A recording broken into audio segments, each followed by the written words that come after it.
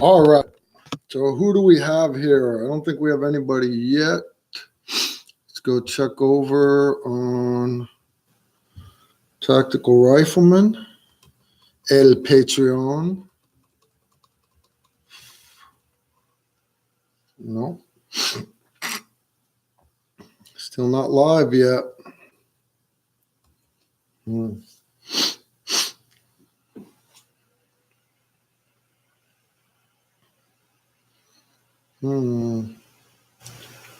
Question and answer. Trying to fix this right here. All right, it should be live right now. God almighty.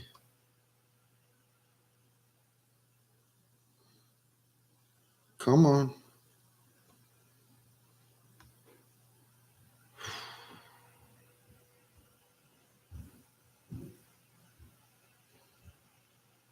There we go.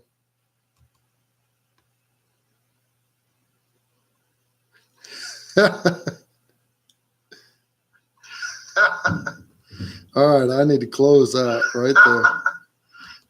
All right. All right, so we are live. I got it working.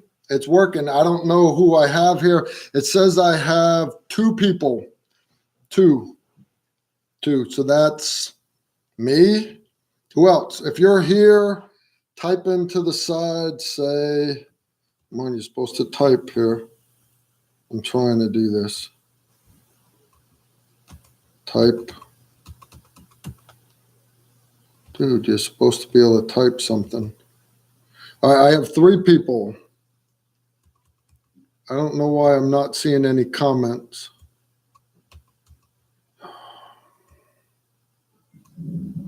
Top chat.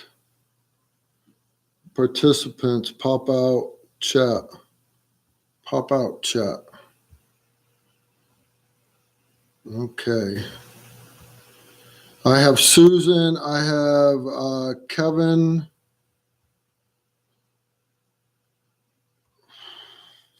All right. I'm going to X out of that one. And I don't like that at all. Why can't I see y'all on my screen typing?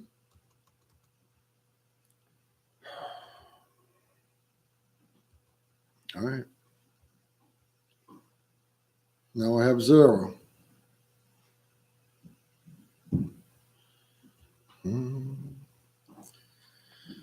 All right, Kevin says test. Kevin here. I have Susan. I apologize. This stuff ain't working for me here. Let me type for y'all. Hello. Enter. I have Kevin. I have Shane. What is it that you two would like to talk about? Good morning, Susan. Good morning, Kevin. I have my iced coffee. I just got back from SHOT Show. I already got a light bulb out.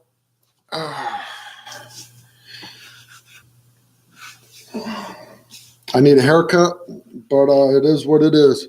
What y'all want to talk about? I have 3 now. Who else we got? We got, still got Kevin. How is the SHOT Show? SHOT Show was great. I have a bunch of new stuff. This is typical ALS holster. For those of you that don't recognize it, this is the kind of holster that I always use. However, you can tell because it holds a Glock, right? And then this right here is where the flashlight would be. But you'll notice that this thing is much bigger. Much bigger. What does that mean? Does that mean a bigger flashlight? Actually, it does. If you guys will remember, hey, Jeff, how you doing? Kevin? On my rifle and on the SEALs, Rangers, Delta, on our military rifles, we run the D-Ball or a Piddle or a PAC-4, whatever you want to call it, the different brands. It's basically a rectangle that has a visible laser, a infrared laser, and then it's got an IR illuminator off to the side, and then we always run a flashlight. That's fine. That's on our rifles. Well, JSOC, basically Delta, went to Surefire and said, hey, we want this on our pistols. So why would you need that? Why? Excellent question. I appreciate you asking. You would need that big old thing on your holster or on your pistol, right? IR laser, visible laser, IR light, visible light. It has all four. Why would you use your pistol instead of your rifle? Well, think about climbing a ladder, going over a wall, checking the other side of the wall, clearing sewers, things like that. Being in somewhere where you can't have your rifle with you, but you can pull your pistol out of a bag, throw your night vision on, and now all of a sudden you're awesome and the enemy's not. So anyways, it's new. It's almost $2,000 for that light, just the light that goes on the pistol. But Surefire's getting me the light. Safariland already got me the holster for it. Glock is supposed to decide what pistol they want it used on in the video. And then I think I'm going to hit up Aimpoint about getting the new little hooded pistol red dot to go on it to show, what the actual varsity team is looking at using in the very near future. So anyways, that's kind of why one thing that came out of SHOT right there. Oh, a second. I'm parched, so I need a little bit of my iced coffee. Good stuff, man. So I take my dark espresso beans and I grind them really, really fine, right? And then just the right amount of milk and everything. I make the best iced coffee. I really do. Not bragging on myself. I wouldn't do that. I wouldn't do that. Some of the other things that came out of SHOT. I have a pile of business cards that's probably got 50, 60 cards. Now, don't get me wrong. When you go to SHOT Show, everybody's wanting to give you business cards, everything else. Delicious and strong. That's me. Delicious and strong. So anyways, I have a big, huge pile of business cards. You get that every year. The funny part about this year, and this is because of y'all, more and more people are starting to recognize that our channel, our brand, Tactical Rifleman, is growing in size, which from a marketing standpoint for them, they're wanting to promote their brands. It means that they want to be part of your team. Yes, they do. All of them. They all want to be part of the Tactical Rifleman brand. Go to a lot of them. They didn't know who the hell I was or anything, but people would start talking, and everybody there has millions of subscribers and everything else. But the cool part about us is we don't do jackassery. And in the last 28 days, we've done just shy of 1.9 million views per month. So, and we've been consistently staying over 1.5 million views per month. So that's a lot of viewers, a lot of videos watched, and so they want to be part of that. So what I have is I still have a pile of brochures and stuff that I thought was okay, business cards people give me, but I don't. The difference this year is I probably have, let's see, I piled them all up here.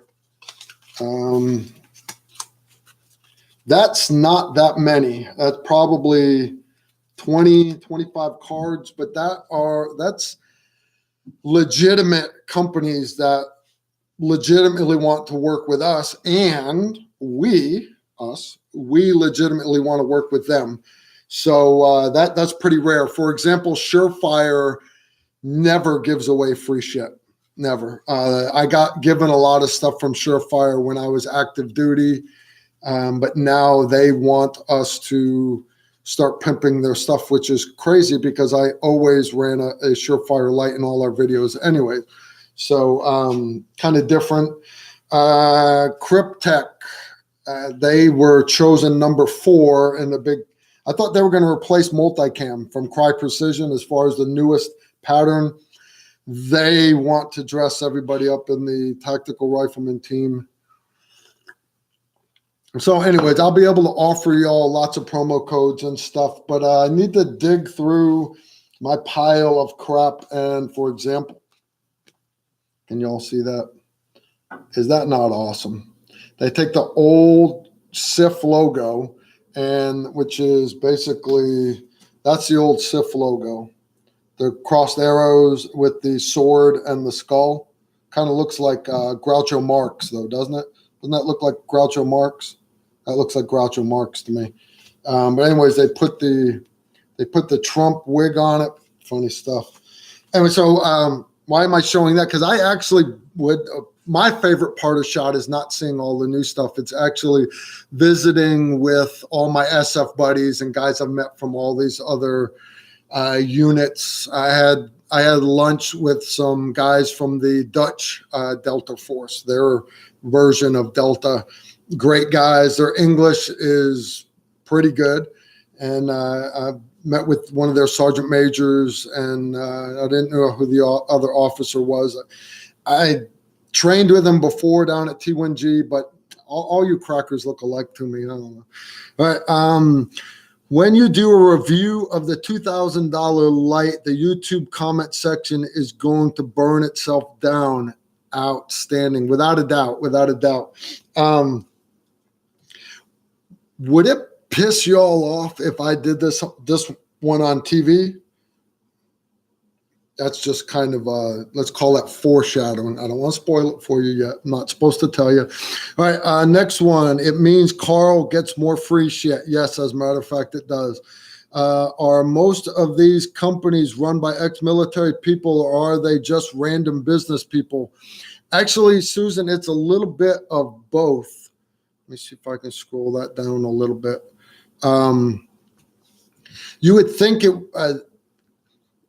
would be all prior military, law enforcement, gun people, gun companies, things like that. And for the most part, it is, except sometimes a company gets stagnant because they don't have anybody on the outside looking in. And a great example of that is Ed Fitzgerald at Glock. I'm a good friend of this guy. I met him about 5 years ago when I started working with the Texas A&M Corps Cadets Marksmanship Team. He is like their head marketing VP. He was never in the military, never a cop, nothing. He's always been a marketing guy. So he jumped in to this purely from a marketing standpoint. He's learned a lot about guns since then, more than the rest of them have learned about marketing. So it goes good hand in hand. So wandering around SHOT Show, I think I had like 3 people come up to me and say, "Hey, Carl, I watch your videos. Thanks." And, I give them the tactical rifleman sticker. I might give them the patch off my hat. But I actually caught a couple guys taking my picture behind my back. That's funny. Come up, talk to me, say hi. But pretty well everybody at SHOT Show, it's not open to the public. So you have people coming in that are buyers. For example, probably one of the most popular people there walking around was the guy that said Amazon on his shirt. There are 3 buyers for Amazon.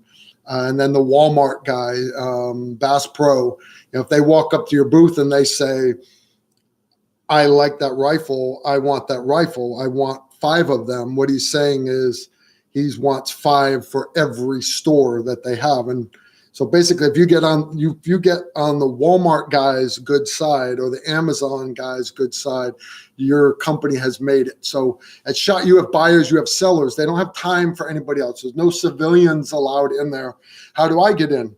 Excellent question. I used to go as my unit's old master sniper. So I was what they call an industry professional. They're allowed in there, and I basically have been going ever since. I actually have my personal LLC listed as a security/training company because I can train people. And at the same time, if somebody was to say, hey, Carl, I'm getting ready to go to Mali, I'll pay you $10,000 a day for you and two buddies to come do a personal security detail. For $10,000 a day, I would send three of my buddies. I wouldn't go, but I'd hook my buddies up. I would. So not that many people that recognized me. Show. I got another comment that's actually held. In other words, one of y'all typed something you weren't supposed to type, Jeff. I would laugh my ass off if you did. See, Jeff, you got to keep this PG-13 here. So when is Carl going to come out with his own tactical rifleman AR-15? If you look on our website, tacticalrifleman.com, you'll notice that we are we have an Amazon storefront there, but we also have a small section for our own gear. It says coming soon. And we're going to start it off, kind of do a beta test selling the patches and the stickers and stuff. But actually the end goal is for hats, my own medical kits, knives, things like that. As far as my own AR, ARs are like Legos. I mean, if you're talking about just putting the logo on a lower of an AR, I can go to any cheap mom and pop company that's got a CNC machine and they could knock me out some AR lowers that have our logo in it. So I guess we could do it. The problem though is I want to stay out of all the FFL paperwork stuff because you get a federal firearms license and ATF comes and visits you 2-3 times a year to make sure your books are right and everything and make sure all your suppressors are locked up and blah, blah, blah. I don't want the ATF coming to my house. They're not welcome on my hill. They're really not. I understand they have a job to do, but I still have 2 suppressors stuck in ATF prison. You know, they got 5 people that do all the background checks for all the suppressors on the planet for the U.S. Isn't that crazy? How many times does this guy have to recheck my background check? You know, if the paperwork says Carl already has 6 suppressors, short-barreled rifles, this, that, and the other, held a TS clearance for 18 years, this, that, and the other, you would think they would say, okay, fine. Kevin Sean says, does our divine Carl like the new Aimpoint P1 sight? Yeah, actually it's not bad. It's not bad at all. They just put my Glock purchase on hold. Why, Jeff? Why did they put your Glock purchase on hold? The ATF? What kind of Glock were you buying? Full auto? Is the ATF that put it on hold, or I'm reading Jeff's comments here. If y'all read, Jeff said they just put my Glock purchase on hold. Come on, Jeff, you got to elaborate. This is the part where you type. Come on, don't leave us hanging. Type. Yeah, the ATF, the background check for a pistol. That's the FBI. Some states, in order to get a pistol, you have to pass a background check. It's usually done by state, inside the state, by your state police. So like a concealed carry permit, things like that. Glock 43. That's a sexy little pistol. I like the Glock 43. Some of the big things that came out of SHOT, the Glock 43. Glock has a new Glock 43X, which is just basically a longer handle on the 43. It's not.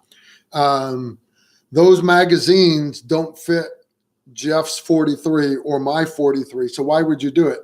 They also have what's called the Glock 48, which is streamlined like a 43, but it's full size like a Glock 17.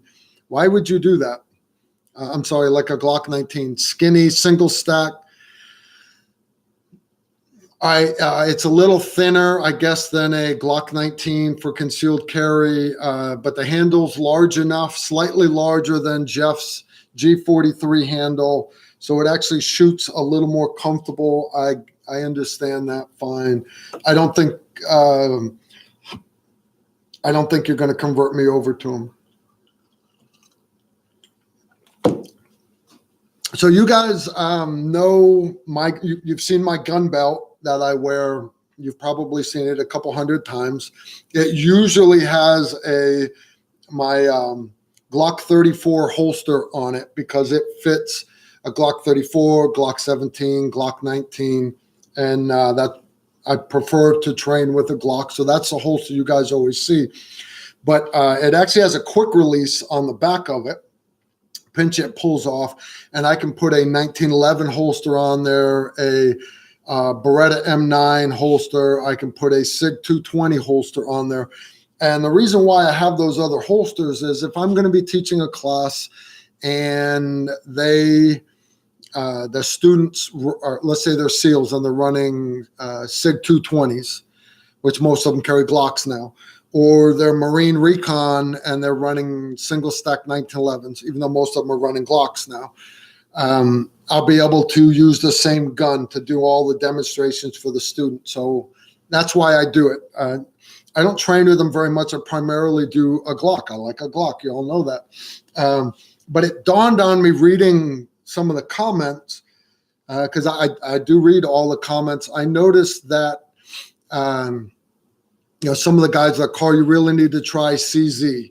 You really need to try this type of SIG. You really need to try this Smith & Wesson.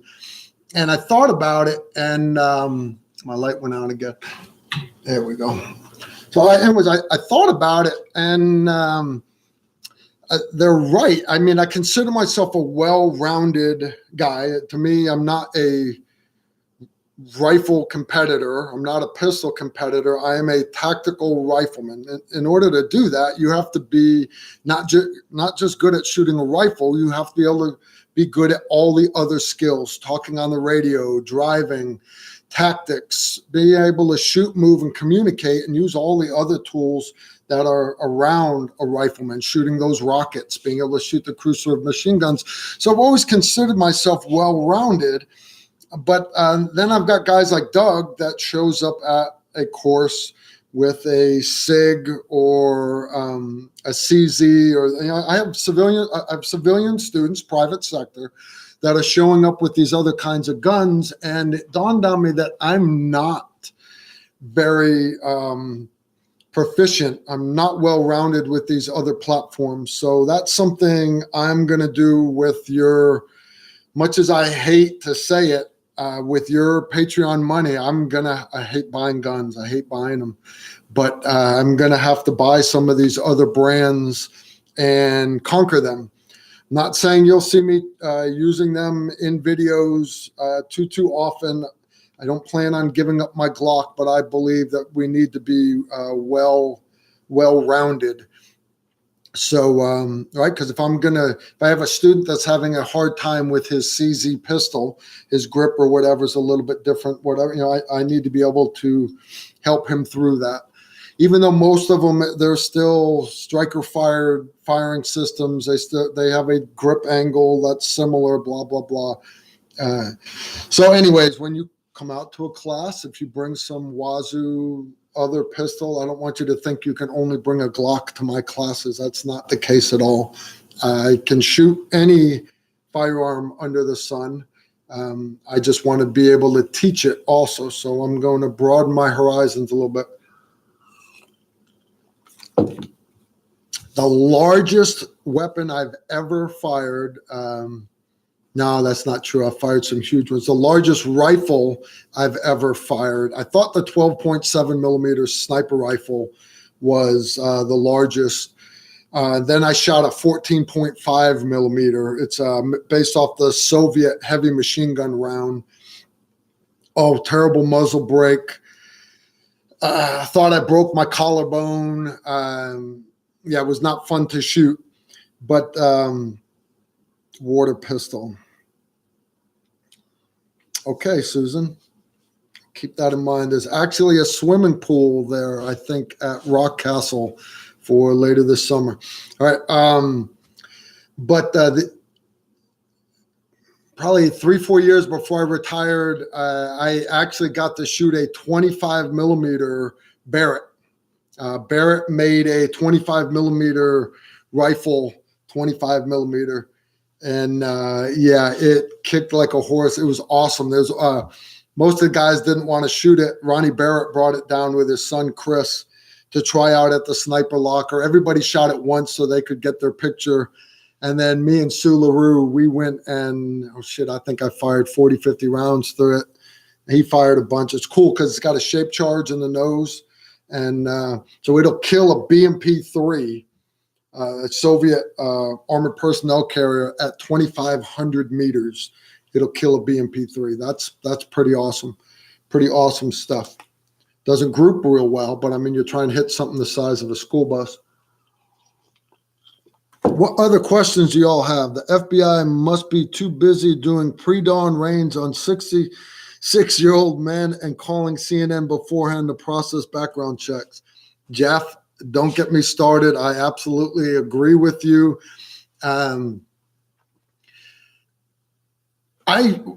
When I was in the military, everybody asked me, well, Carl, are you Republican? Are you Democrat? And I would always say neither. I'm in the military. My job is to defend the Constitution, even though in the military, you don't fall under the Constitution. You don't. You're not protected by the Constitution in the U.S. military. You fall under, you actually sign, part of your contract is that you're waiving certain constitutional rights, and you fall under what's called the Uniform Code of Military Justice. So if I kill somebody in the military, I don't get tried under the Constitution. I get tried under the Uniform Code of Military Justice. Why does this matter? Because let's say you get pissed off at your boss. You have the constitutional right to quit your job and go home. You can get up, leave, stop, push away from your desk, and go home. Even if your boss had you working overseas, you cannot do that in the military. Nope, you cannot do it. You'll get tried with AWOL, and you should be shot if you go AWOL. You should Bergdahl, for example.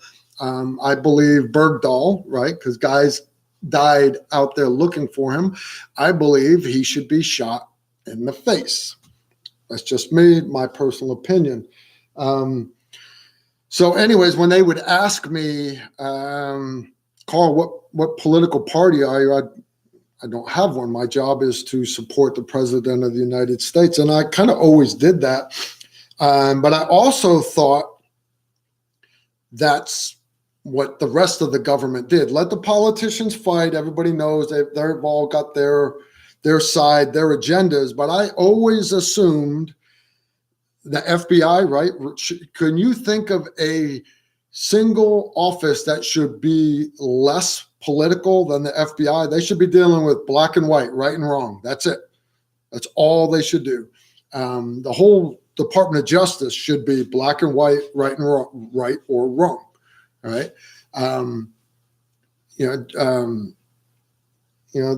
Taxes, that should be blanket. There should be no politics involved with that. Fast forward, I realized I was naive. Politics and political loyalties go so deep in every one of those branches. Trump said, drain the swamp. God almighty, I wish they would. See, that's where the Democrats fucked up. Trump's not a Republican. He's not a Republican. He's a businessman. He's not a Republican at all. That's a lot of Republicans hate him because he's not a Republican. All the Democrats had to do was pull him in the office and say, hey, we know you're not a Republican, wink, wink, let's get some things done now. But instead they started this whole witch hunt to burn the poor guy down because Hillary didn't get elected again. Sad shit. So I think all politicians should come right between deer and turkey season. That's why I'm not king. I do what they tell me to do. And so we are getting ready to film our next bunch of videos. Must be a very disheartening for a soldier to be screwed over by the government than after having that mentality of serving them regardless. Yes, Susan, very much so. Check this out. What is this, Carl? This is a Pez dispenser for Glock magazines. You can have it on your belt. And when you pull a magazine out, I'm sorry, you didn't even see that. When you pull a magazine out, the next one pops right in. It's supposed to, works better when it's filled with ammo. Anyways, they make these things that hold rifle rounds. And first I thought it was stupid. Can I say that on the internet? Stupid. But it turns out it's actually a pretty good idea and works really, really good with rifle magazines. Get this last one in there. All right. So one of the videos y'all are going to be able to watch here soon. I'm going to do a review of these. It's pretty cool. We're going to film our next set of videos mid-February. We've got the film crews already bought plane tickets. I've got a bunch more walls to build. Yes, we're going to shoot some more walls. We're going to be looking at some hunting subjects too, because there's a lot of people that hunt that are not very good at it. I hear hunters talking about how it's inhumane to shoot at a deer that past 200 meters. Okay, but then when I think that's wrong for them to say that, but then I actually see them at the range zeroing their rifles, their big 30-06. They're at 100 meters. Their shot group is that big. And they're saying that, okay, yeah, I'm good. I'm on. You're on. What are you shooting at? Are you hunting barns? No, if you're going to hunt a deer, you're trying to hit the heart on that deer. You know, you need to be able to hit something that big. So, we're going to try to push some of our videos towards the hunting community, and not so much this next batch as far as tracking animals and doing things like that, but more to kind of scratch the scab and say, hey, come watch Tactical Rifleman. We can make you better with your rifle, right? Isn't that what they should be doing? So we got a bunch of great videos planned. Bringing in a Special Forces medic that just retired. He's up on the latest and greatest medical stuff. So he's going to, we're going to do a couple more medical videos. That's always big on you guys. And the ones that come out to Rockcastle for Susan's class, our private Patreon class. I'm hoping to bring him out as one of the medical instructors to help me out with that portion of it.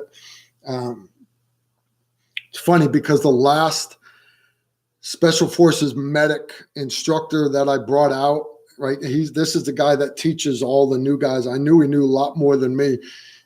He wasn't very good at articulating to civilians. So by the end of it, he was actually copying my slides. And I will do a class with Sean before I bring him out to you guys. How's that? That's fair. I'll take good care of you. But yeah, we got some good videos planned. I'm going to film my next shooting tip for Patreon. I'll film it here the next few days, so you should get it right after the first of the month. Me and Z have a class scheduled for the first weekend in February, but we don't have a single person signed up for it yet. I hate to cancel a class, I really do, but nobody wants to come train. They all say they want to. Nobody says they'll come train with us though. So let me see. Do I have any new comments? What other questions do you all have? Anything at all? No questions. I have 4 of you here. I got Jay, I got Susan, I got Kevin. I don't know who the other one is. Here we go. I still have Susan. We are still waiting for our man room tour. Wasn't that supposed to be our Christmas present? You know, I did ask the film crew about it. They did film it.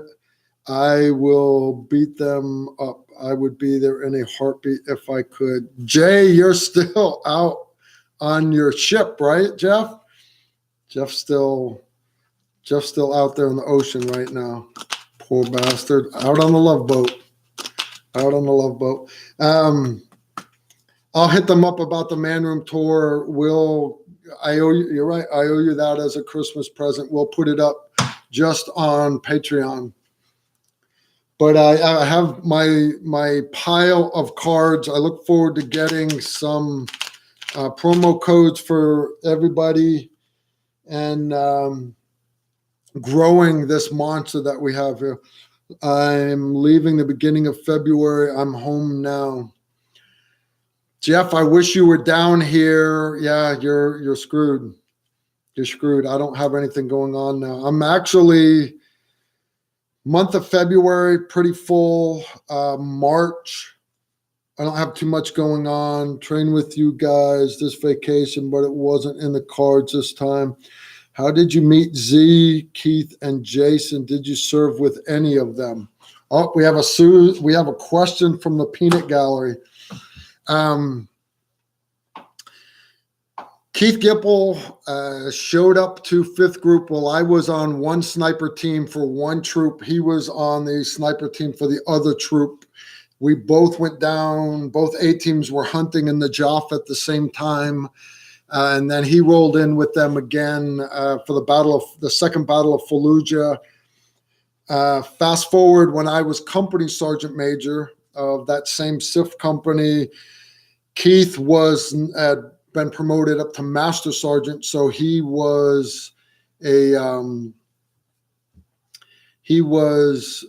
team sergeant of one of the sniper A teams, and Z Durham was a assault cell leader and eventually made it all the way up to team sergeant and then troop sergeant major, basically half the company, his assault troop. He was the master assaulter while I was company sergeant major. So that's kind of how I met Z and Keith.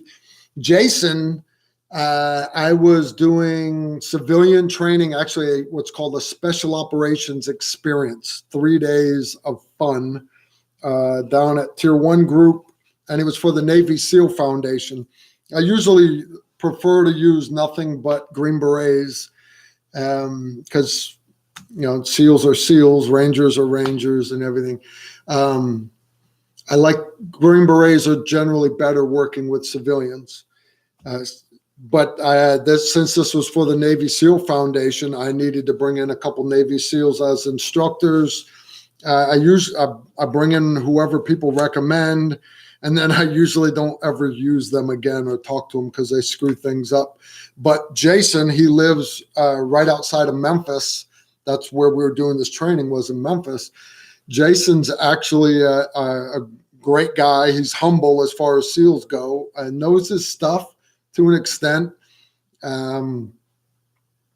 Yeah, I like Jason. Me and him, Jason's good people. I get along with him. So yeah, I actually met Jason after I retired. He was getting ready to retire out of Memphis. There's a little naval station in Memphis. We won't get into why he got stationed there. But long story short, that's where he retired. He actually lives in Memphis. So that's how I met him. I've got some other SEALs that live around, but if I have to use a SEAL, I like using Jason. I do. I like using Jason. Why would I want to use a SEAL? If you go back and look at the numbers on some of our videos, one of our worst ever, was how a Navy SEAL clears a room. All Jason did was he showed balancing on your feet right before you turn the corner. That was it. I don't let our guys show tactics. It's only a technique of balance for your feet. But we made the title How a Navy SEAL Clears a Room. And because of that, that video has got millions of views, millions. And it's still to this day our best performing video ever, simply because I put the word SEAL in the title. That's why I use Jason in our wall video, the walls that you guys paid for, the ones that me and Keith Gipple built. I paid money for Jason to drive up. I had him shoot the rifle off of a tripod so he couldn't fuck it up. And I let him talk a little bit just so I could put the word SEAL in the title. That's how sad that is. I've noticed that, I figure if Carl can teach Kuwaitis to, inshallah, bullets downrange, he can train a motivated American civilian. Well, thank you, Jeff. I do try. If you can teach a Jordanian, you can teach anybody, pretty sure. Jason is coming a long ways. He's actually, he was working part-time down at Tier 1 Group. They weren't giving him enough work. So to pay the bills, Jason is actually, he's at the police academy for Tennessee State Police. There's hope for me yet then. Susan, don't worry about it. We are going to train you and Glenn both into being steely-eyed killers. Y'all are going to go back to Australia. You're going to be on the airplane making all kinds of improvised weapons on your flight. And when you land, you're going to just want to go out and save New Zealand or something. I'm sure you'll come up with something. It's going to be a great time. To help Susan and Glenn out before our class, I'm going to post vocabulary spreadsheets for all of you guys to study before you show up here. That way we'll be able to understand the words coming out of Glenn's mouth, right? No one wants to save New Zealand. I like New Zealand, Susan. So when she starts talking about blokes and fags and all kinds of other stuff, we'll be able to know what she's talking about. So I will do that, Susan, for you. For you and Glenn, I will put out vocabulary sheets so that Jay and Jeff and Kevin and Doug, everybody will know what's coming out of your mouth, right? Well, hey, gents, we have been here for quite a while, 41 minutes. What else y'all want to talk about before I pull the plug on this? I got to go feed my honeybees before the sun goes down. I got a warm day today, 43 degrees. It's going to be 19 on Wednesday. So I got to go feed my bees, check on them. They need a hug. You got to hug them. Ever thought about joining the Delta? Yeah, Kevin, actually, I was actually wanted to.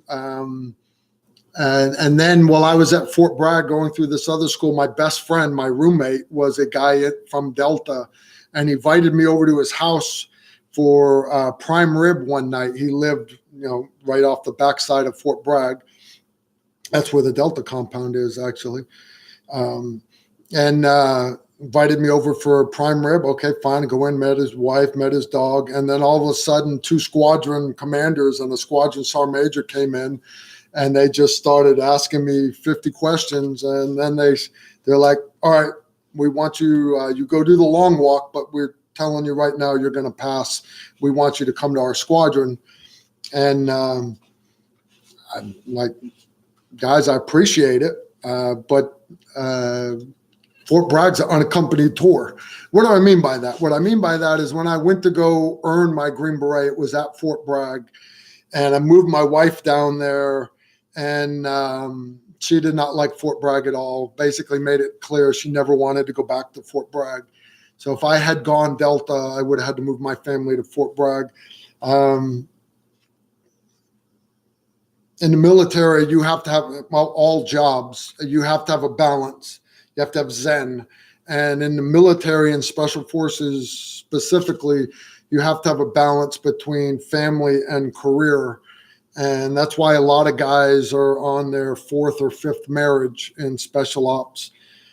I'm still on my 1st marriage because I, whenever possible, would put my family ahead of other things, like me going to Delta at Fort Bragg. So I stayed at 5th Special Forces Group, and I was in the SIF company there. So where Delta is responsible for the whole planet, hostage rescue, my old company was responsible for hostage rescue for our part of the planet until Delta got there.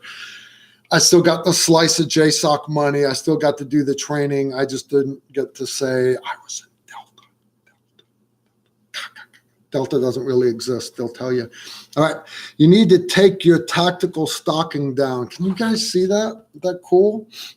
You're right. I hung that up for the videos. Why are y'all looking at my shit? That's just wrong. I can't even see it on the screen, and y'all are checking out my stuff. What else? You guys met Lowell and Jesse here. You like this picture. This is Jesse Guma. He's the camera guy. That's Lowell, the sound guy. And that's me. Yeah, can y'all see that? Y'all laugh your ass off. That's some funny shit right there. That's also me and the film crew. So if you're wondering who does all the magic, all right, that's me, Jesse, and Lowell. These guys are awesome. You'll get a chance to meet them, hopefully, someday down the road. And Jesse's wife's actually getting ready to have their first baby ever. I think April timeframe. So we may not be able to film some videos with him for a while. All right. Tactical. Jay says tension pneumothorax. What? Jay, what about a tension pneumothorax? I got no idea what he's talking about. You want me to talk about tension pneumothorax? What about it? It would suck to have one.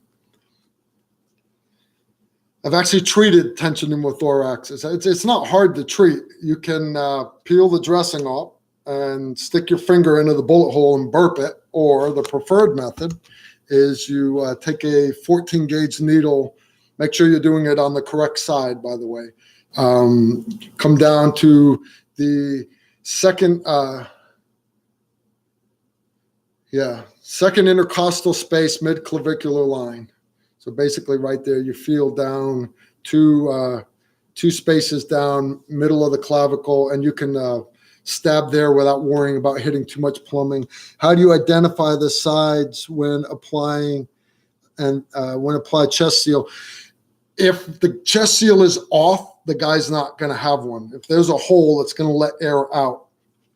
What you got to worry about is after the seal is on, or if the guy doesn't have any holes, just a shock wave hit him so hard that it ruptured the lungs inside. So you're looking for the symptoms. Difficulty breathing. Yes, he has that. Does he have a mechanism of injury that could have caused it? He was right next to an IED that blew up. So yes, the shock wave hitting him, or maybe he's been shot and you put an occlusive dressing on it. Bad signs are actually what they call jugular vein distension. You'll actually see the jugular vein standing up, or even worse, if you start to see the trachea shift off to one side, that means that the collapsed lung, the tension pneumothorax, is actually pushing the heart against the good lung so much that it's bending the neck over to the side. By the time it gets that far, you're a little bit late. Real easy to fix. Take a needle. You'll hear a whistle. Wait for the whistle to get done. Pull your needle out. How's that? Jeff, you're ruining everything. We're supposed to be covering this shit in the medical class. Well, Susan's here. I think the Aussie stubby holder needs to go up above the wine there with the others. Stubby holder. Stubby holder. What's a stubby holder? Cool and gross at the same time. Aussie stubby holder. Susan, what's a stubby holder? You talking about the beer bottle holder? The little insulated thing? I think that's what she means. Haha, I think you call it a cup holder, the cooler thing. Yes. Yep. Okay. I'll hang them up, but I was going to bring them as training aids for our class. Susan. The wine rack, LOL. Y'all are going to be drinking some of this stuff. This is my white Zinfandel. All right. It's actually Katie's Kentucky, Dead Red, And this one was bottled in June.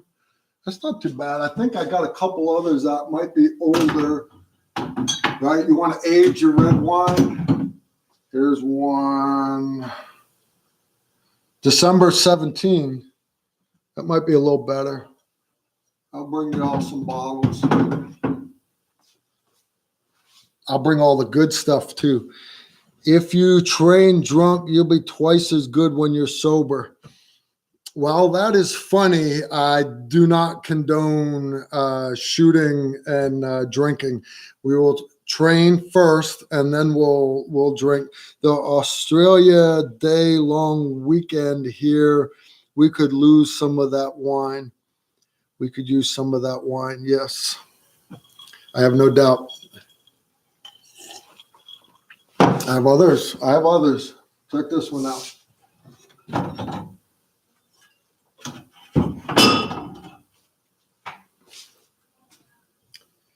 Can you read it? Dana Divine strawberry wine. That's not too bad, right? And then I have, this one is called Sherry Berry.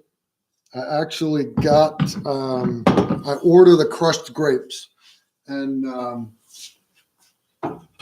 sherry, put these back. My wife's not a big wine drinker, so I made her the strawberry wine. It's pretty good. It's not too bad.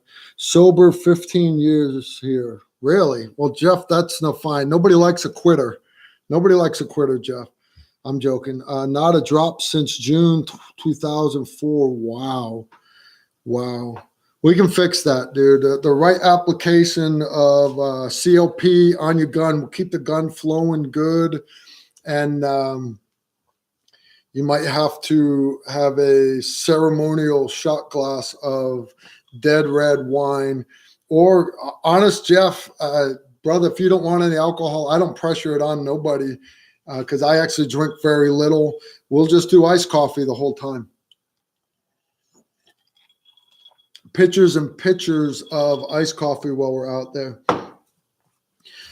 So you guys up for doing survival training also? When we do this class, if you guys want to do some survival stuff, I'll fit it into the front 3 days. Otherwise, I'll just save it for the end. You know, I've got survival stuff I have to teach Susan, like how to change a spare tire, you know, how to do man skills, things like that. So anyways, all about, I know an Aussie for the job. I can drive anyone to drink. I have no doubt at all. You guys up for survival classes in our Patreon course, or do y'all want to spend the whole time sweating out on the shooting range? I don't care. I can do a little bit of it all. How to save your baby from a dingo. That's funny. That's some of my main skills. I'm an Aussie. I can change a damn tire. A dingo ate my baby. I hope you're joking.